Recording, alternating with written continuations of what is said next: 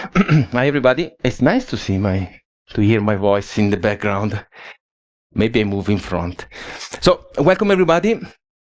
Thank you for having me here, and of course it's a pleasure to be part of the Voxed Days. Thank you for inviting me again. So I was in Voxed Ticino twice. This is my first time in Zurich, so please be kind with me. And today I'm glad to present you what we are doing at the Swiss Post. So the topic is From Shadow to Spotlight.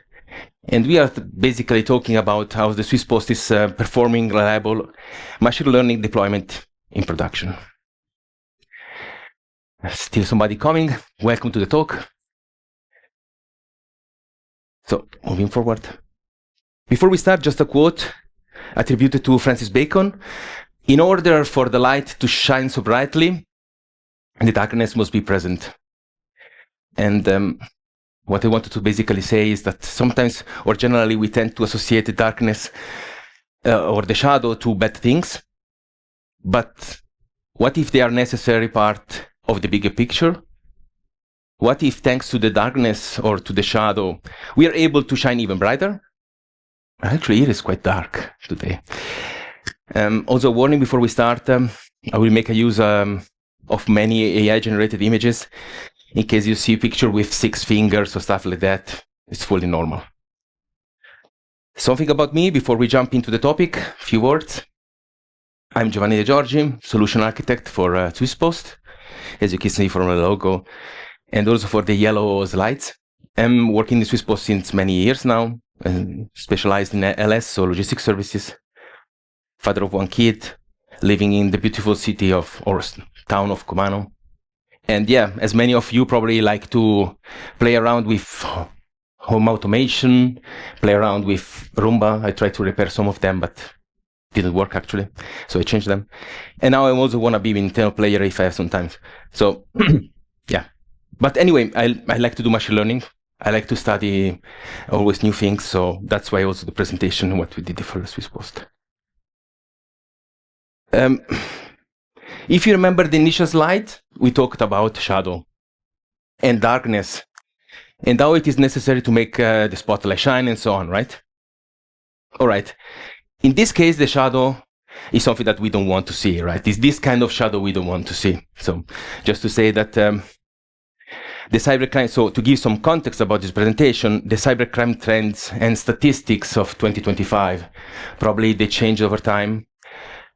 But as you can see, I don't want you to understand all the numbers and everything, but what I just wanted to point out is basically that the cybercrime is increasing, so it's getting even more sophisticated thanks to AI, thanks to all the models. And many companies in Switzerland are attacked daily, weekly, 1,000 times. So it's kind of dangerous. So we also need to also keep an eye on the security. We saw at the keynote. Trustworthy AI, and yeah, you know, it's all related, all correlated. Here, just a cool thing that I found out while preparing the presentation. There is a cyber risk index, which is a sum of different probabilities about vulnerability, severity, threat probability, and so on. It's quite cool. It's like you know, a sum of all the possibility to be hacked. Here again, the evolution about the cybercrime in Switzerland. You can also find if you scan the QR code, you will find that this statistic is coming from the Bundesamt für Statistik. So it's the official one from Switzerland. And what I want to point out here is, if you look at, I don't know if that is working. Just let me try. Yeah. Is it? Yeah. If you look at this side, wow, it's quite scary about spotlight and darkness. If you look at this side, you see the evolution over years, right? It's increasing. It's steadily increasing. And the other graph on for you, it's on the right hand side. You see basically 2 lines. The yellow one, so this one, which is growing, is the number of cases that we are seeing in Switzerland. So what we see in Switzerland, and the other one, the red one, is the number of cases that we are able to solve. So the number of cases that we are treating. And you can easily understand the number of people that are managing the cyber crimes or managing these cases, it's always the same. So we are not scaling the number of people. While the attackers, they can easily scale the number of attacks. And this is, of course, a problem. So after this not so encouraging introduction about cybercrime, and now you're probably also wondering, why are we talking about cybercrime since the talk is about ML deployment? I'm coming to the point where basically the Swiss Post is also not immune to cybercrime. And of course, this is a problem for us because the cybercrime is performed on our platform as well, with fake addresses, with cloned credit cards. And as you can imagine, this has not only a high impact economically, but it has also an impact like in the prestige, because you don't want to go in the newspaper saying that you are frauded, or there are people using or spoiling your platform or stuff like that. We are also seeing that the cybercrime is becoming more and more sophisticated and organized. So what we are seeing on our platform are not the kiddos in the cellar trying to, get some free stamps. No, they are organized people. They know what they do. So they're quite good at it. And of course, because of that, there is a growing need of improving the security policies without impairing the usability for the customers. Because you don't want to put, additional steps, or you want to make it more difficult for the customer to perform their activities. So the usability needs always to be there and maintained. So the question now is, how do we solve this challenge? And back in 2023, it's almost 1 century ago, we started the IRIS project. And IRIS means Information Reliability Service, which was also part of my master thesis back then when I was doing the master thesis in machine learning at the SUPSI in Lugano. And was basically, yes, it went production last year. And we are using that for the account creation and address verification in our flow to basically prove the quality of who is performing the flow.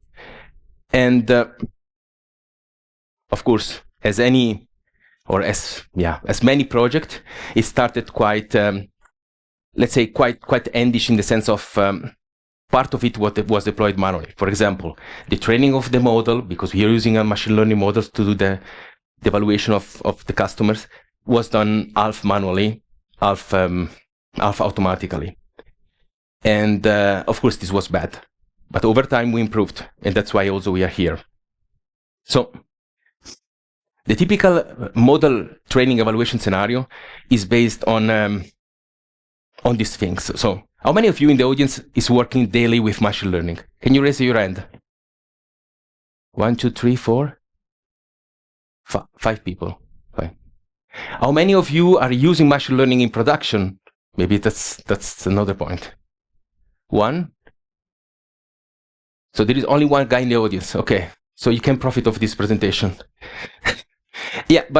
So for you guys that you're working daily, you know that it's basically done on multiple step machine learning. It's always the same. You do data gathering, you experiment with your data, you do data engineering. All those steps are typical. So we're not inventing the wheel. This is always like that since ages now. And of course, at the end of this entire cycle, you do the result evaluation where you compare the stuff, you see about the test set and the validation set and all the stuff, right? And since as I said, we were doing that manually, we introduced something new, which is the SageMaker pipelines, where you basically can put all these building blocks together and automate the entire flow. At the end of this flow, it's like a Jenkins job, if you think, and if you know about Jenkins. If you have multiple steps, you can run all of them. You can repeat that based on time, based on schedule and stuff like that. And at the end of this flow, at the end of the pipeline, you get an artifact, a model, which is usually a pickle file, it's a binary, and then you can store it somewhere. So far so good. Now we have a flow, we are able to train a model, we automated that part that was half manually, half not, but how to deploy it? So how we can deploy this new data to production? But before we jump into the real architecture, I just wanted to point out one important thing that was also mentioned in the keynote about data. So data is the most valuable asset, was said on the stage. This is the most valuable asset that we have in the company. And of course, also for the Swiss Post, it's the same. So for us, it's very important what we have as data. So to train the model, to reconnect, to train the model, what you need are the productive data, right? Because you cannot train the models on synthetic data. You cannot train models on fake data, because otherwise your model is learning from wrong data, right? So because of that, you need to access productive data. Again, we say that the production data, or the real data, are the most valuable asset. So, and this is basically where enterprise data governance come to our aid. So accessing data collection requires structured process. For instance, this is very important, downloading the data locally on your machine for training is not permitted. So at Swiss Post, at least. I don't know what you're doing at your daily business, but downloading productive data, accessing productive data from your local machine is not permitted. And this is basically where, when it came the idea from the secure data rooms. In the picture, what you see, it's like an industry where we are producing data. So independently, if it is Swiss Post or some other companies, what you do daily, if you have a service or something like that, you're producing data. And those data are flowing. So it's most valuable asset, as we said, is flowing through these pipes.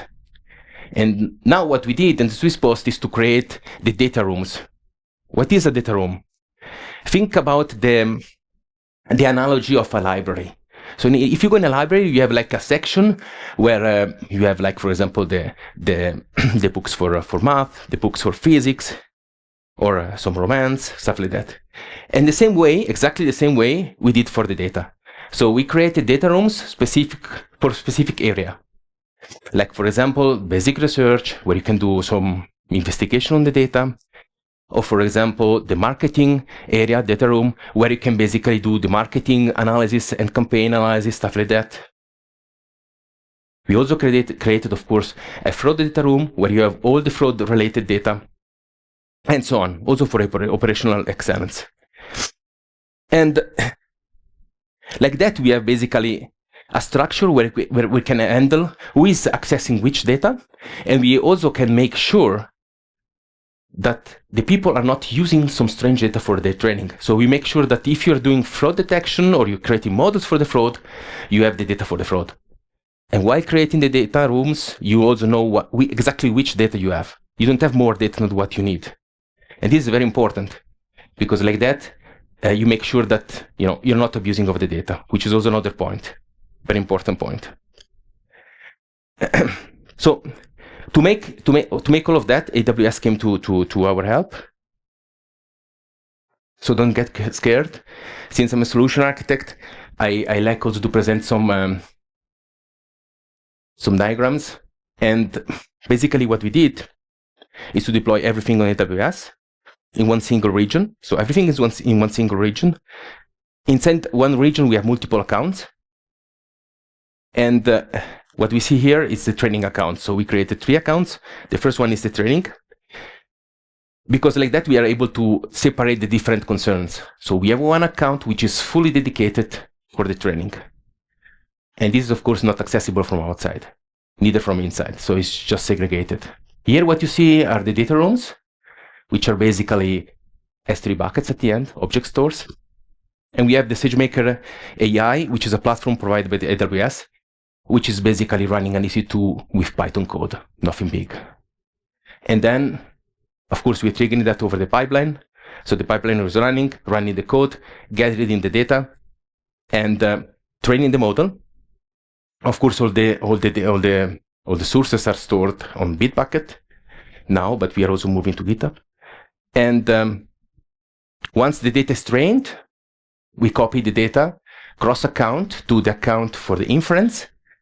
We heard before what is inference. Inference is basically when you run over your model and then you activate the different weights over your model. This is the inference phase, basically, where you do the predictions. So this account is created just for the inference. And here again, we have the SageMaker AI endpoint, which is again an EC2 instance, which is just running your inference Python code, mounting the model, and then doing the inference for you. All the infrastructure is deployed over ESC, so infrastructure as a code. So we don't do that manually. So we push everything in Terraform, and then once you do the Terraform apply, the infrastructure is up and running. Last but not least, we have the serving account. In the serving account, we have, because of in the Swiss Post we have a lot of AWS stuff. We have a very good cloud foundation, and we have also an EKS, so Elastic Kubernetes Service, which is for us a service, so we're using that. And we are deploying a backend, which is a Spring Boot application, which is accessible over an API management. And of course, it's also consuming data because we need data to be prepared for the inference phase. And then basically, if you're in the Swiss Post and you want to use our service, you just need to order the credential, and then you have access over the API management to the endpoint, which is a Spring Boot application. So this was a quite a huge journey. I think, quite a lot of stuff. We created 3 accounts. Now we did the separation of concerns quite well. We are all done. So it took, how much? 70 minutes so far. So we can relax, chill, right? It's finished. No, unfortunately, so again, banana, so everything is AI generated. So if you're working in IT, and I suppose 99% of you is working in the IT, you already experienced that. Once you finish a project, or you're over with a project or something, usually new requirements are coming. And you have to change stuff. You have to implement new stuff. And usually, there are something coming from the business. I need to introduce new feature. I need to change something. And therefore you need to create a new binary. You need to train a new model. And every time that we deploy something, we need to test it. So we cannot just, every time that we make a new binary, we need to test it. So again, I said before, so we are making a model out of production data, but how can you test it? Because if you test a model in integration or testing environment, is that a good test? Probably not.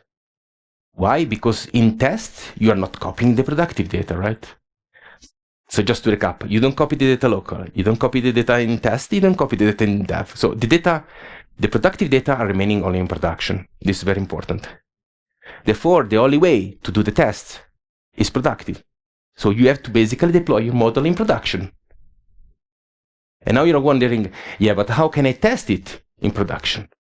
Because, if I'm putting in production, then I will disrupt the current production. I cannot change it, right? And that is basically where the shadow model deployment comes to our head. And what we see here, basically, a schematics, how it's working. The idea behind the shadow model deployment is that you have the input coming from the customer, from the service, whoever is calling you. And this input or this request is forwarded to basically to 2 models. One is the production variant, the blue one, what you see, the normal case, so what is running currently production, so no disruption. And then it's giving back the response to the user, so you see this blue box, right? And the same information is also provided to the shadow model, which is the gray dashed one on the right-hand side. And the idea behind that is basically that you are just running two models at the same time with the same input, and you store this information. What you have here is basically that you can validate your model with the real data in a real case scenario. You can measure realistically the operation, so the metrics, and you can work with productive data because this is really production in production. It's just not visible to the customer, so there is zero impact to the customer. And of course, you can test on real output, so you can test on real data. And this way, you can also reduce the rollout time and risks. Probably you could complain and you could say, "But yeah, Joe, you're deploying twice." But the cost of this is basically, you can forget about that. It's not expensive. Even having two EC2 instances running that, it's not expensive. So what is the shadow model deployment architecture? Here a bit deeper. So on the left-hand side, you have the user, which is performing the request over the elastic load balancer, typically ALB. And then it's going on the EKS cluster, spread it over the pods. The pod, of course, they can scale vertically and horizontally because this is Kubernetes service.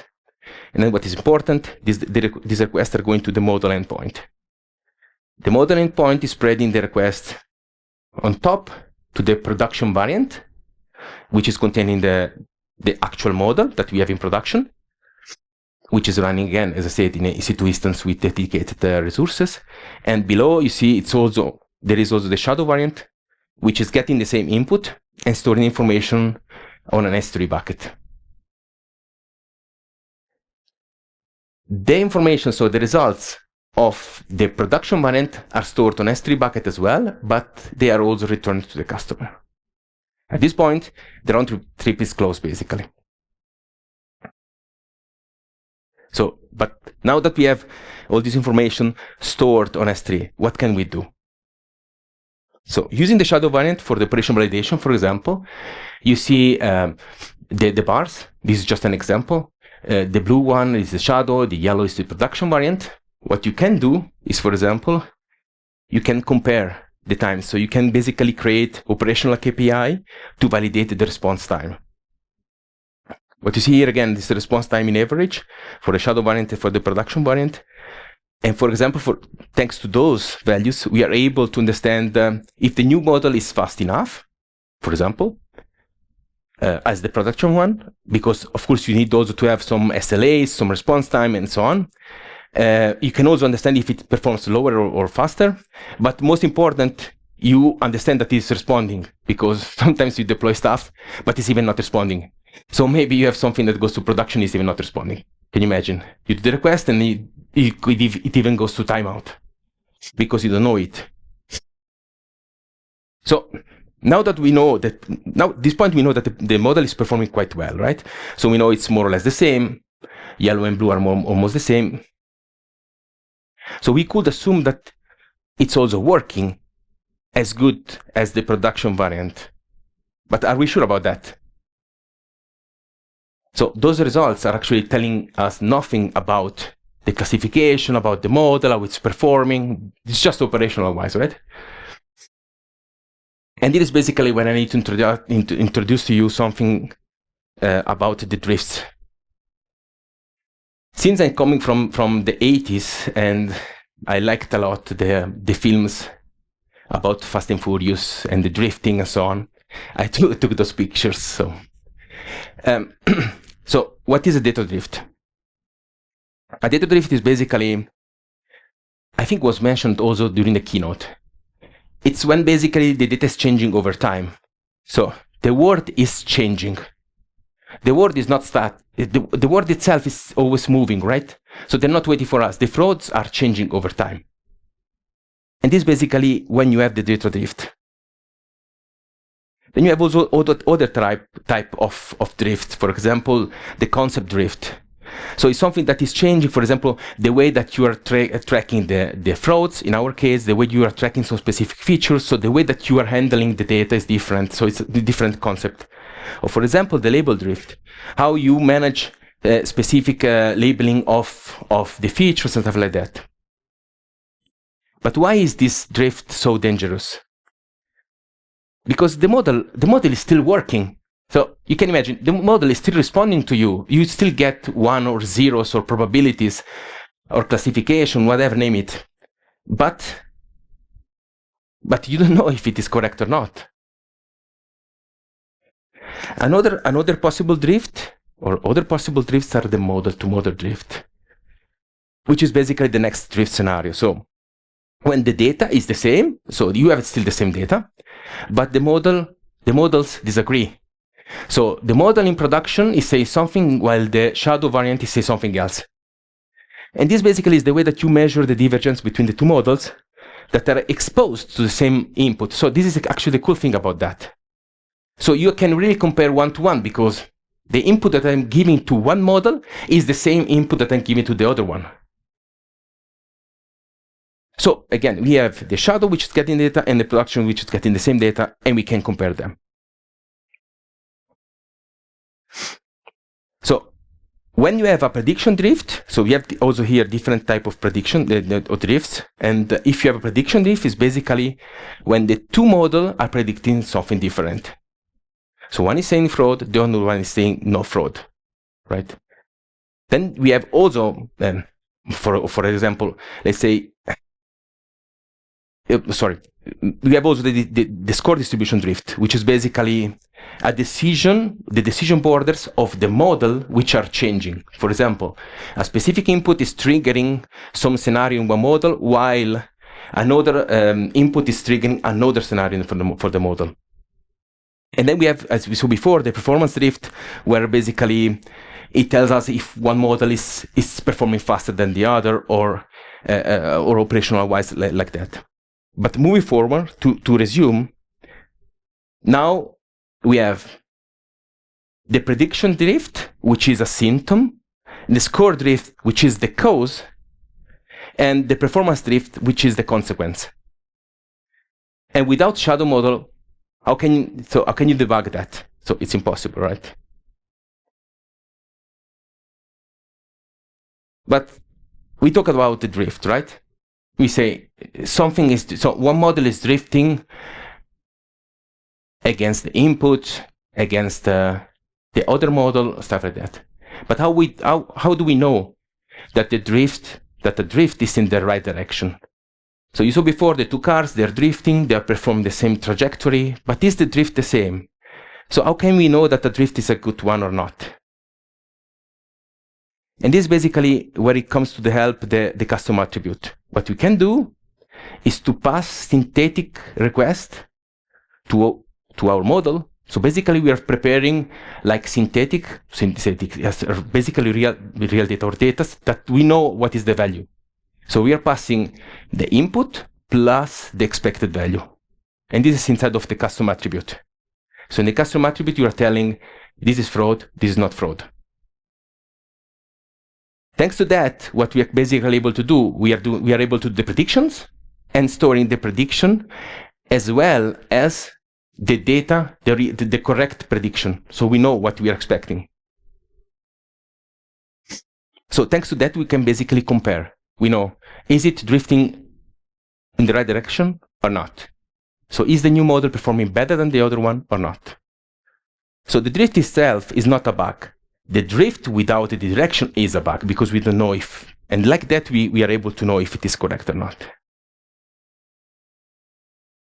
So after this long explanation about the drifting and so on, congratulations, now you are officially an expert of drifting. You know what is data drift, you know what is model drift, and you can participate in the official competitions, and you're a master of drifting, of course. But now, how do we decide if we want to switch to the shadow model or not? Because now we know how to measure the models, we know everything, we are storing the data. So it's very important, fraud never sleeps, so we have to continuously adopt new models, we have to continuously produce new model, update our model, data drift, the nature of the data is changing, the data itself, the trends are changing, it's always changing over time, so we need to apply the new models. But we don't want to stop the production, because the production still need to go, right? We are testing in production, but we don't want to, we said before, we have zero impact. We don't want to touch it. So what we do, basically, we're storing the data again, all the drift, all the information, good or bad, and then we let the production decide when a model is ready. So basically, we have the lambda function, which is calculating if the drifts of the shadow model are better or not from the production one. And then based on that, it's automatically able to say, I'm switching to the shadow model because, so I'm promoting the shadow model as a new production variant because it deserves it. So it's not because I want to deploy a new model that I need to deploy it. I deploy a new model because it deserves it. So it has a better scoring, so therefore I'm promoting it. So you can do that fully automated, Lambda function which is calculating, creating the reports and so on, making the sum of all the things. You can, of course, trigger it or prepare it and then still have some human interaction for the production deployment. But you could even do that fully autonomously. Be aware, the promotion of the shadow model is not impacting the production. It's like rolling updates in Kubernetes cluster. If you're working with that, once the model it's up and running, it's just redirecting the traffic to the new model. So you don't see you have zero downtime. And the service, of course, is not impacted. So conclusions, we are now reaching the end of this talk. So let me wrap up some conclusions. So we went basically from academic world into a real world scenario. And in fact, the model was again successfully implemented, and the Iris project went live in 2025. So we now have a fully automated process to train, deploy, and test the new models, which makes our workflow much more efficient and reliable. We are also able to quantify the improvement of a specific model because we are able to calculate that. So let's have a look at the key takeaways. So now we are really to the end of it. And first, we don't deploy models, we promote them if they deserve it. No more finger crossed, no more big bang. We know what we are doing. Second, we are able to test in production with zero impact. It sounds crazy. I don't know many of you are testing in production. I know somebody in the audience that is doing that, but it's quite not so common to test in production. And last but not least, running the whole infrastructure, it can cost less than a daily cappuccino on Bahnhofstrasse. So it's quite cheap. It's not expensive. So thank you for your attention. Just a small reminder from my side. Please don't forget to provide the feedback. It's very important for me to get better for the presentation, and use the application that was mentioned before. And yeah, if you have any question, come to me right now or later on during the coffee, during the lunch break, whenever you prefer. Do you have any question? I see. Do you go with the mic? Or? Hi.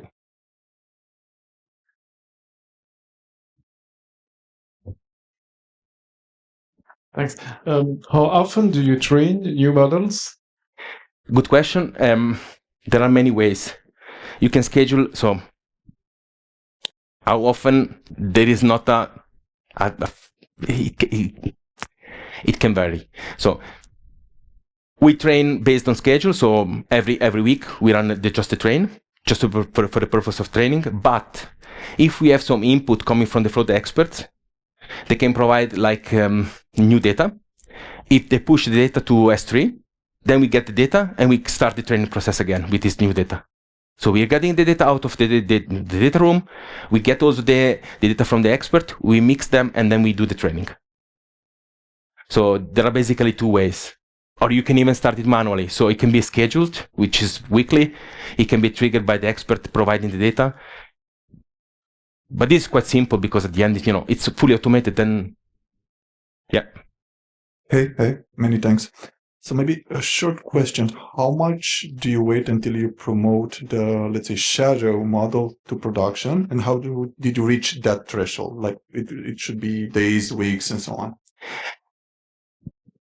Yeah. So again, you need basically what is important here. Important is that you provide this synthetic data to really check that what you are going, so in the direction that you're going is good. Because again, as I said, if you have a drift, and maybe they're drifting the same way, so the production variant is the same values as the same values of the shadow variant, or vice versa, it doesn't mean necessarily that you are going the right direction, right? So therefore, you need to produce this data. So once you run this data, you could basically do the promotion because we have a set of synthetic data that we're pushing, and then if that is saying us that the shadow model is performing better, we deploy it. Otherwise, no. But yeah, having also the data coming from the natural flow of the data coming from the users, from the consumer of the service, is also important for us to do statistics. Any other question? 2E in front? Eros? Remy?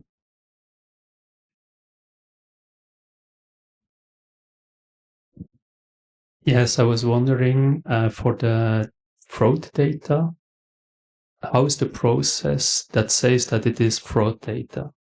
Is it something manual, or is it something that there are also steps that can be automated? This is a good question.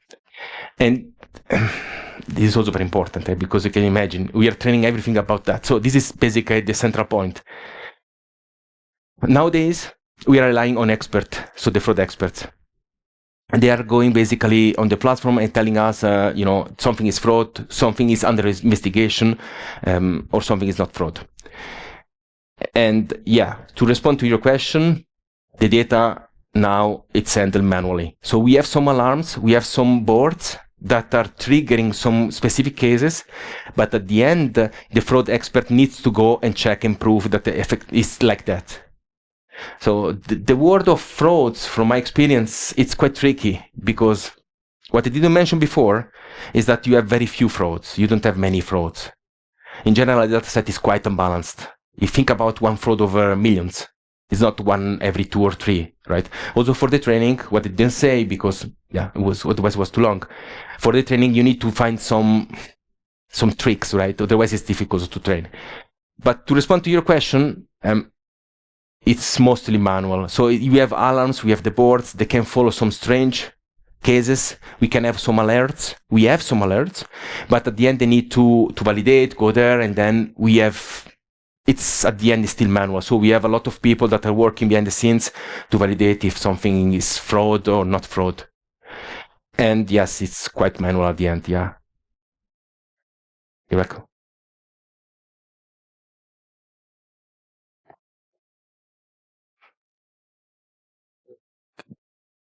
Can you hear me? Okay. Yeah. So I have a couple questions. Are you able to run multiple shadow models in production at the same time and compare results? Hypothetically, yes. I didn't do that, but hypothetically, yes, because what you have behind the scenes is just a Docker image, which is running your Python code. So in an EC2 instance.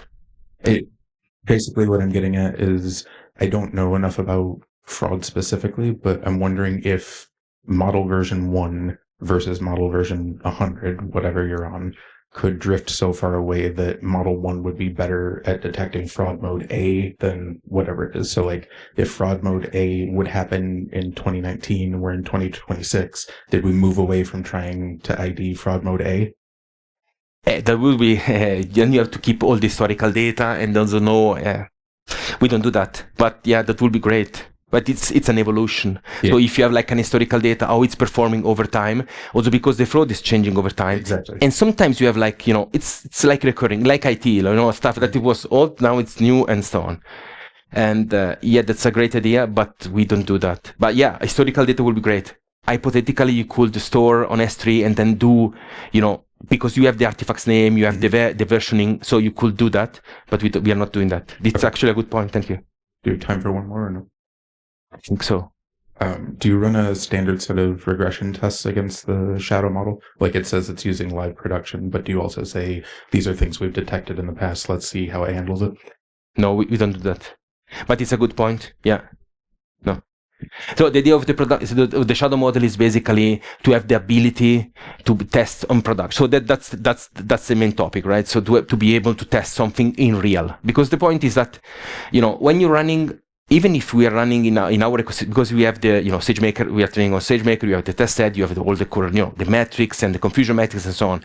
It's all good and nice, but when you go in production, it's always changing, and that was basically the main point. You can test it in production, and then starting from this point, you have basically a way of also analyzing the data. But this is a whole new scenario, so it's opening, and of course, a huge scenario. You can start. Then you could actually create a model to analyze the data, to deploy. So you can build on top of that. What is important that you are able to test in production for me, and then on top of it, you can do a lot of things. Yeah, and of course now we are using SageMaker AI. What I didn't mention, we are using SageMaker AI, which is provided by AWS. But we are also running that in Kubernetes cluster. So you can take just an image and put it inside of this image, your binaries, and then we are running it also in Kubernetes. So we can even cut out this part, because in Kubernetes, you can do basically the same. You can deploy a deployment, stuff like that, blue-green, stuff like that. You can do that also in Kubernetes. So it's fully agnostic. So we used at the beginning AWS because it's comfortable, it's easy, was there, but you can easily switch away from it. We have 1 minute. If there is one additional question. For detecting the model drift, you rely on synthetic data. This seems to me you could do this also in testing and not in production, because it's anyway not real data. So is there, what is the advantage to do it in production for that part? So in production, I mentioned too few of that. Yeah, it was a bit too generic.